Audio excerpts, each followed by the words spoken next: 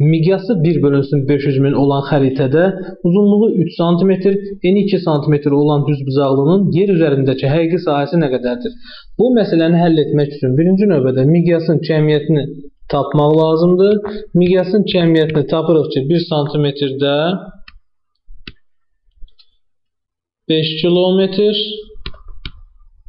Həqiqi sahə hesablaması olduğu üçün miqyas cəmiyyətini kvadrata yüksəldirik. Yəni 5 kilometrin kvadratı bərabərdir 25 kvadrat kilometrə.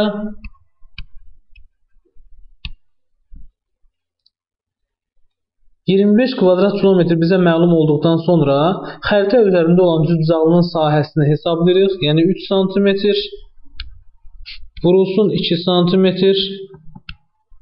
bərabərdir 6 kvadrat santimetr.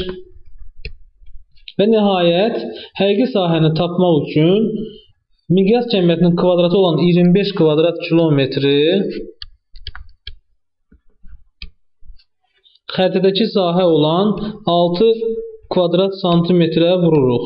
Bu da bərabərdir 150 kvadrat kilometr. Həqiqi sahə bərabərdir 150 kvadrat kilometr olur. Beləliklə bu sualın doğru cavabı D bəndidir.